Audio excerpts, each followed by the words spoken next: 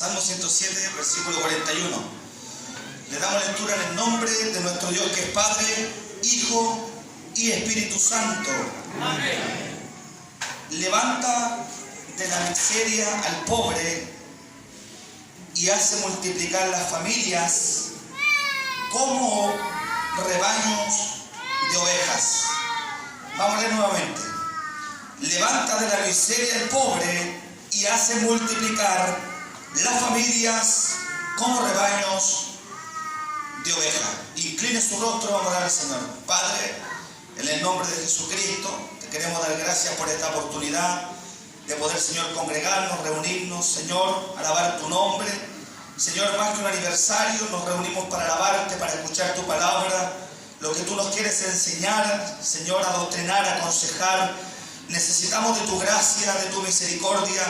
Señor, úsanos para la gloria de tu nombre, que tu palabra, Señor, caiga, Señor, en buena tierra y de fruto al 30, al 60, al 100 por uno.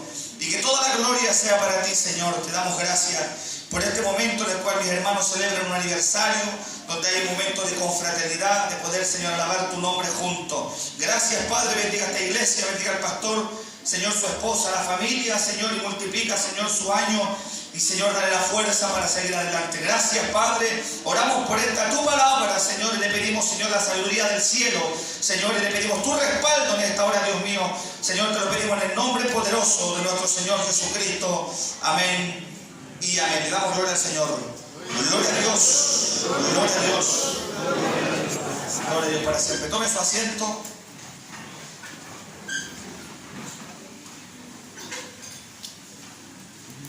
Salmo 107, versículo 41.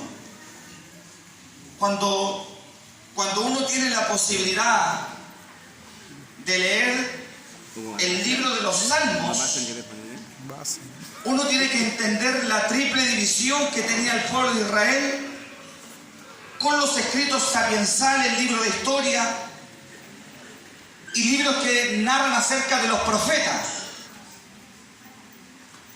El libro de los Salmos proviene del título que le da una versión griega llamada la Septuaginta, que es la versión de todo el Antiguo Testamento traducido al griego, al idioma original, que se ocupa en el Nuevo Testamento. La autoridad del libro de los Salmos se la da el Señor Jesucristo en Lucas capítulo 24, versículo 44. Lo reconoce en sí como una autoridad infalible y parte esencial de la división de los libros que datan en el Antiguo Testamento para el pueblo de Israel. El término de los salmos en la lengua hebrea significa telim. Eso quiere decir que significa el libro de los salmos alabanza. Salmos tiene la traducción o es igual a alabanza. Otros le han llamado a salmos como en la palabra hebrea tefilot, que significa ruego o súplica. Todos los salmos, toda la división de los salmos, todo estaba en un acento de alabanza, de súplica y de ruego. En los salmos hallamos tanto alabanzas como ruego. Y en general, o en regla general, están compuestos por dos conceptos en los cuales nosotros tenemos que establecerlo para entender los salmos: alabanza y súplica. Algunos de los salmos del rey David. Hay gente que cree que solamente David fue salmista. Eso es un error. Se le llama el dulce cantor de Israel. Pero no se aplica solamente a David como un salmista, ya que el género literario de la palabra de los salmos aún viene antes del nacimiento del rey David. Los salmos como género literario tienen la historia y forma algo comparativo que se remonta antes de la vida del rey David, que se conoce como el gran salmista. Por ejemplo, Éxodo capítulo 15, Jueces capítulo 5, 1 Samuel capítulo 2, versículos del 1 al 10, el Salmo de Ana. El canto en sí, el género en sí de la forma literaria, se traduce y se reconoce también como un salmo. Luego de la mismo género literario de los salmos sigue usándose. El ejemplo, el periodo preexílico del profeta Oseas capítulo 6, versículo del 1 al 3. Isaías capítulo 2, del versículo del 2 al 4. Jeremías capítulo 14, del 7 al 9. Y Habacuc capítulo 3, del versículo 1 al 19. ¿Qué quiere decir esto? Que después de la vida del rey David, el género literario de los salmos sigue actuando de una forma inversa en la Biblia. No es el único que se conoce como un salmista. Todos aquellos que tienen el lenguaje y la inspiración por el Espíritu Santo, con el mismo género literario, nos dice que también ese género sigue operando después del rey David. En el periodo posexílico, Esdras capítulo 9 del 5 al 15 y Nehemías capítulo 9 del 6 al 38, también el género literario sigue operando también como un salmo. Esta es solamente la parte de la introducción. Se lee el texto, se lee el tema, pero no se le hace una introducción al tema. Cuando uno lee que el que escribe este salmo es un hombre multifacético. David es un hombre multifacético y un hombre autodidacta.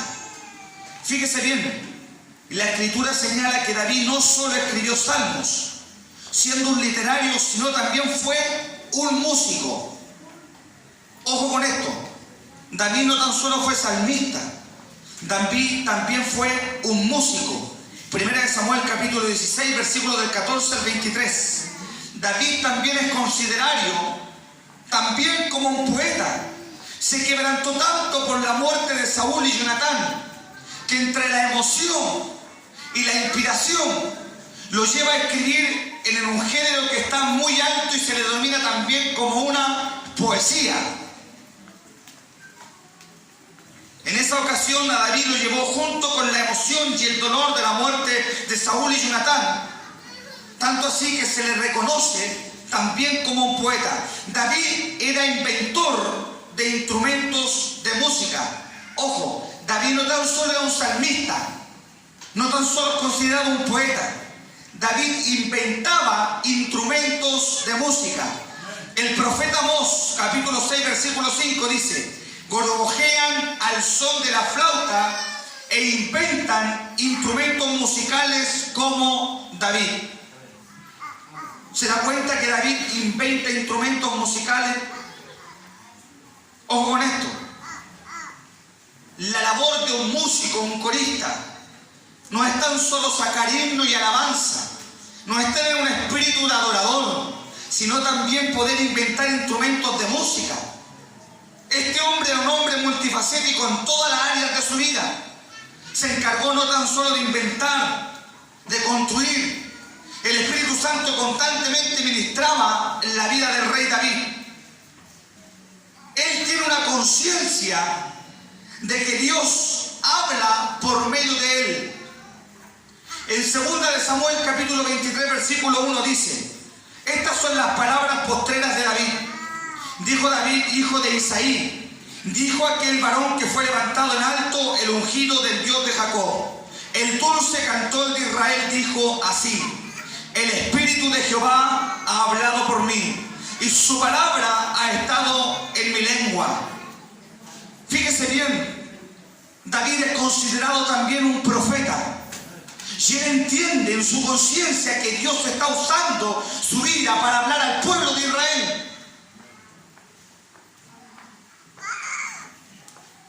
La característica que tiene él de entender que Dios está usando su boca, que Dios puso una palabra en él, es tener una autoconciencia, discernir de que Dios verdaderamente está usando su vida para hablar a un pueblo. ¿Está aquí, cierto? Amén. Cuando uno va al desarrollo del Salmo 107, solamente un versículo de lo que acabamos de leer, solamente un versículo. El versículo 41 que nosotros acabamos de leer. El versículo es antecedido por una serie de contextos en el cual a nosotros nos aclara por qué se habla acerca de levantar al pobre de la miseria. Cuando Dios levanta al pobre de la miseria, Dios lo hace con un propósito. La alabanza por efecto de la liberación de las angustias en el versículo 1 del capítulo 107. Y como forma condicional, el clamor que se ve hacia Dios. Si usted analiza y contextualiza todo el Salmo 107, se dará cuenta que 4 veces se ve la expresión de clamor. 4 veces se ve la expresión de clamar al Señor. Paralelo a esto, es que Dios espera algo del ser humano. Aunque no es honrado por mano de hombre, y aunque Dios no cabería en este lugar, porque Dios no habita en templo hecho por manos del hombre, pero Dios espera la reacción del ser humano. El ser humano que tiene gratitud en su corazón es clamar a Él. Jeremías es más específico, dice: clama a mí y yo te responderé y te enseñaré cosas grandes y ocultas que tú no conoces. ¿Qué espera Dios del ser humano? Clamar a Él. Lo demás le corresponde a Dios. Dios responderá al clamor de los justos. La Biblia dice que el oído de Jehová está atento al clamor de los justos, pero también la Biblia dice que Dios no oye al pecador, y Dios todos los días está irado con el pecador. Este salmo empieza con una alabanza, pero termina con una pregunta sermonaria. La pregunta sermonaria de todo mensaje espera la respuesta inmediata y el análisis interno a quien se le está predicando. Pero la interrogante sermonaria es distinta, porque la interrogante sermonaria de un mensaje es que cuando Dios habla a través de su palabra en cada culto, a ti y a mí nos haga meditar la palabra. La aplicación es personal, pero la interrogante del sermón, del mensaje, te hace reaccionar, te hace pensar. Siempre Dios por la palabra algo nos va a hablar. En alguna área de nuestra vida estamos fallando. Y eso es lo que Dios quiere corregir en la vida del hombre. ¿Qué quiere decir esto? Que en todo el Salmo 107 hay un denominador común que atraviesa todo el Salmo. Y el denominador común que atraviesa en todo el Salmo, para que un hombre empiece a hablar acerca de la alabanza, para que un hombre empiece a alabar al Señor, para que haya un clamor en los labios del hombre, tiene que haber un denominador común que atraviese todo el Salmo. Es más, desde Génesis hasta el Apocalipsis atraviesa algo que en este Salmo está implícito, inmerso. ¿Qué es lo que es, predicador? Es la misericordia de Dios. La Biblia dice que todos los días Él renueva su misericordia, porque nunca decayeron sus misericordias. Es más, dice el profeta, que solamente por eso usted y yo, nosotros, no hemos sido consumidos. Por lo tanto, el análisis profundo del Salmo 107, hay un denominador común que atraviesa el Salmo, y es la misericordia de Dios. Hay una constante alabanza hacia su nombre, al Dios incomparable. Esto hace de Dios, escuche esto hace de Dios un ser con atributos morales y personales. Solo Dios es santo, solo Dios es omnipotente, solo Dios es omnisciente.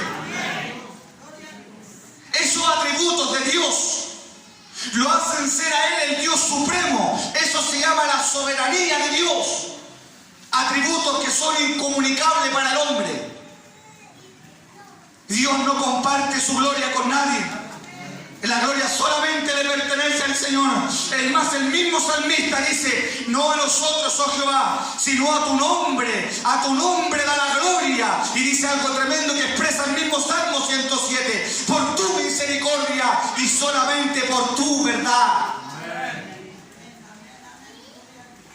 Solo esos atributos a Dios lo hacen un ser soberano que está por sobre el hombre, en el cual predestina al hombre y en el cual en el hombre deposita algo que es libre albedrío, la libertad de la voluntad, de que usted pueda escoger entre el bien o entre el mal.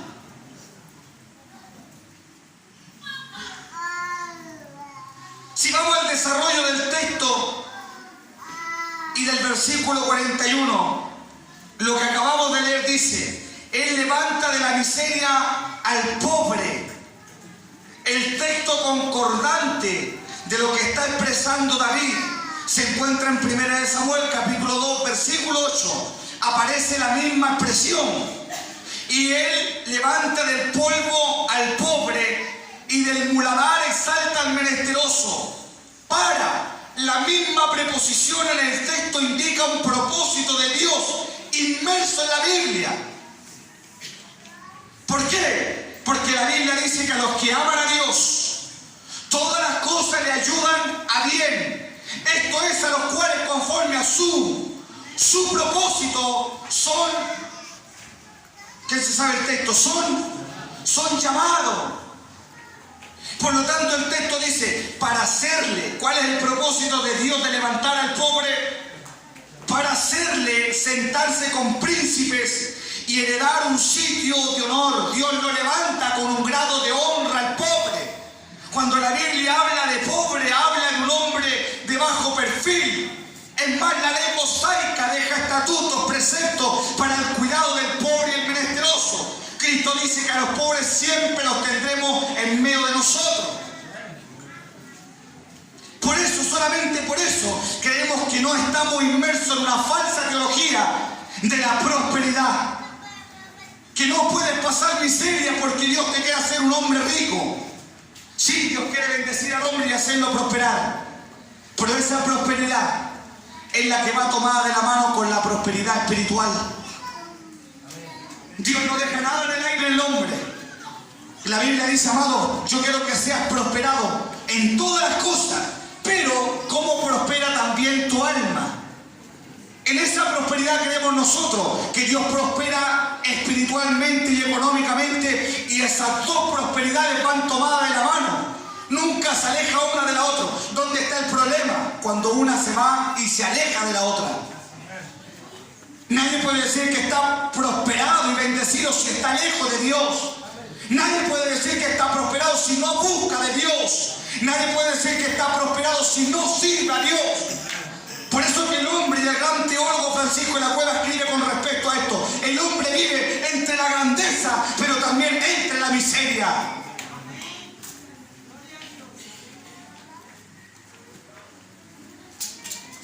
El texto paralelo, juntamente con lo que acabamos de leer, dice, Salmo 113, versículo 7, Él levanta del polvo al pobre y al menesteroso alza del muladar, para hacerlos sentar con los príncipes de su pueblo. Él levanta el polvo y al pobre de la miseria. Pero la pregunta es, ¿qué es miseria? ¿Qué se entiende por el significado de miseria? La misma palabra lo determina de una forma negativa. Miseria es aflicción. Miseria es angustia. Miseria es que la aflicción y la angustia, desde 3 puntos de vista, presente, pasado y futuro, te lleva a la pobreza. Un hombre sin Dios es miserable. Un hombre sin Dios es pobre. La Biblia habla de la iglesia de Apocalipsis porque tú eres pobre, ciego, desnudo, desventurado, sin Dios. ¿Cuántos de nosotros, usted y yo, debemos que reconocer que sin Dios nosotros no somos nada? Sin Dios el hombre no es nada, usted no es nadie sin Dios. Yo no soy nadie sin Dios. Esto lo reconoce y lo hace a uno tener una dependencia directamente del Dios del cielo. Eso es miseria. Cuando Dios levanta al pobre de la miseria, lo saca del estado de angustia. La miseria tiene 3 formas de poder expresarla que yo veo en la Biblia. La primera miseria es la condición actual del ser humano no regenerado. La naturaleza pecaminosa viene inmersa del hombre desde cuando nace. Esa es una vida miserable. Por eso que el mundano clama a Dios y Dios no responde. Porque la Biblia dice que Dios todos los días está airado con el pecador. El estado original del hombre es una miseria. La segunda miseria es como un estado momentáneo que obra para que el propósito de Dios en tu vida y en mi vida se lleve a cabo. ¿Cuántos recuerdan la vida del siervo Job? Dios tiene un propósito con Job, aunque Job no lo entienda. Dios cae en una profunda, Job cae en una profunda angustia, aunque no entienda lo que Dios está haciendo, Dios está obrando. Es tanto así que el mismo libro de Job, en el capítulo 11, en el versículo 16, la Biblia dice: y olvidarás tu miseria o te acordarás de ella como aguas que pasaron. Esa miseria es la miseria que usted y yo muchas veces tenemos que experimentar.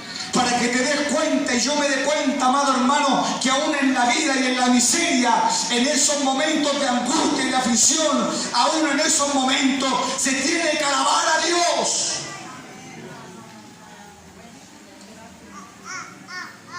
Y la tercera miseria está como consecuencia del pecado y apartarse de Dios. El hombre que conoce a Dios y se aparta del Señor vive en un estado de miseria. Cabe señalar el ejemplo del hijo pródigo.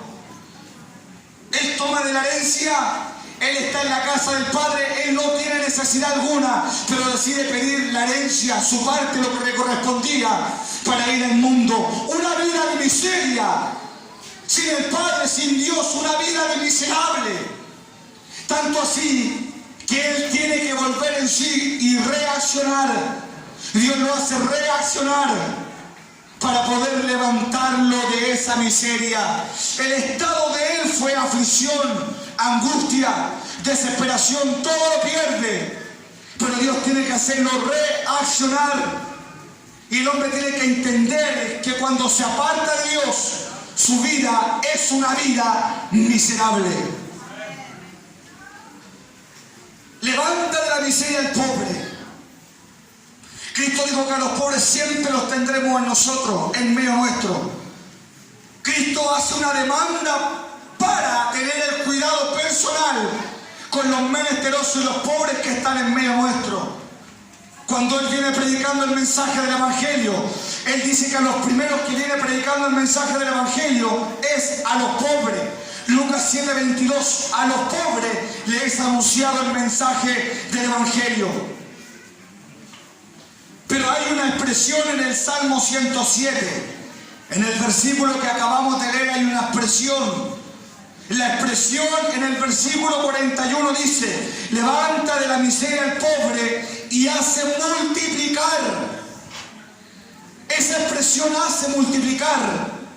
Esa expresión se establece como un principio divino de Dios. En el estado original del hombre, el propósito de Dios con el hombre es hacerlo multiplicar. Lo primero que Dios le dice al hombre cuando le establece la tierra para labrar, para guardar, lo primero que Dios le dice al hombre, le dice: fructificaos, multiplicaos. La expresión hacer multiplicar denota un estado, un principio divino, en donde Dios quiere que el hombre sea bendecido. Fueron creados para formar relaciones de familia. El hombre fue para ser y estar en un estado de procrear, de sembrar un fundamento sobre una sociedad y un mundo.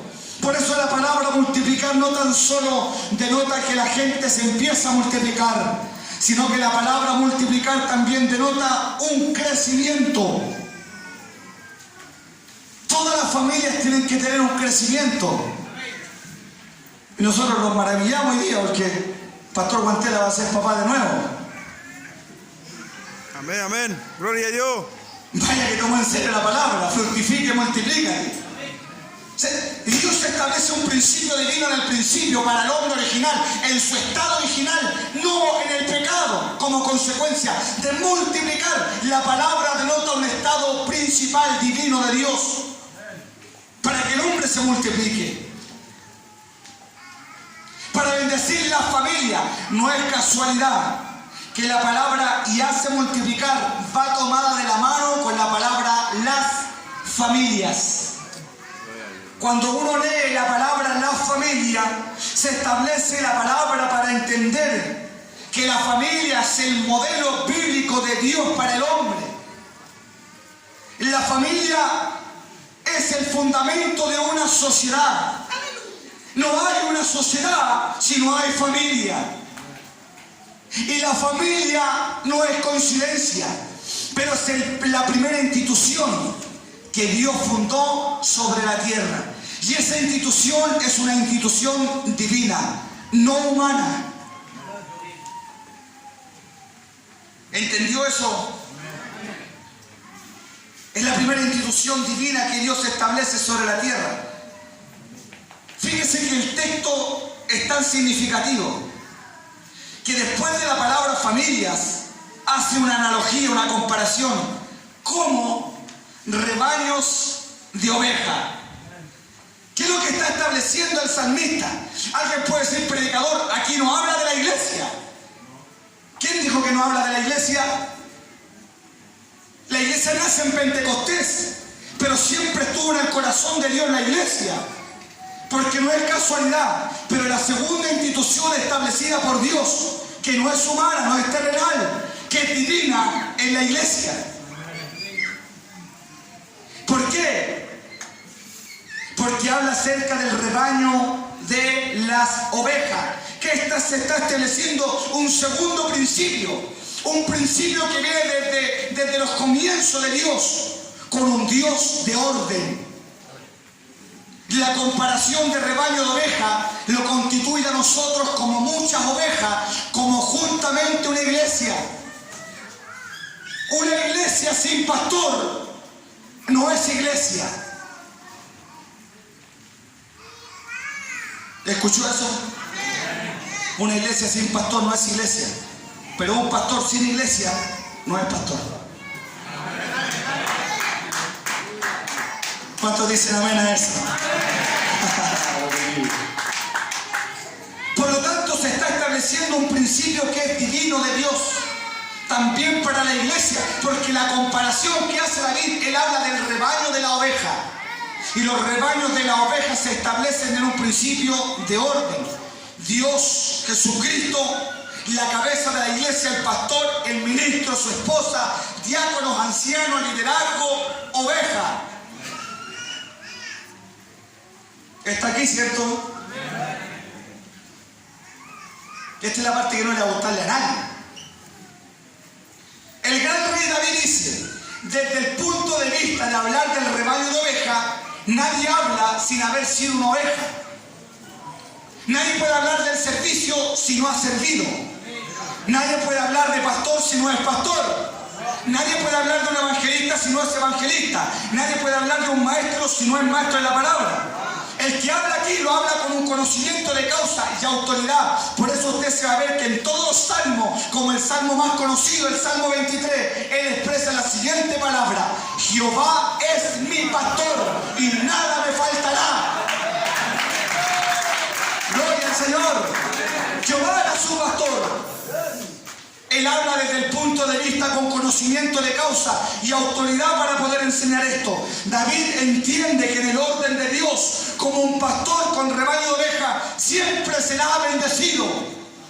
Pero cuando se establece el orden de Dios, ¿qué sucede con David cuando va a la guerra a enfrentar a Goliat?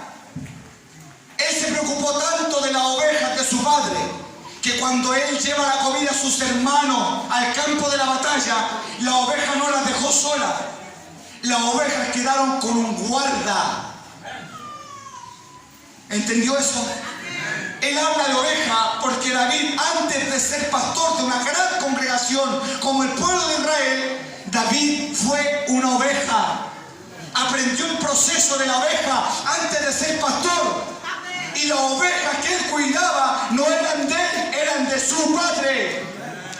Para que cuando estuviera a cargo de los millones y miles de ovejas que eran el pueblo de Israel, entendieran que esas ovejas no eran de él, sino que eran del Dios Todopoderoso.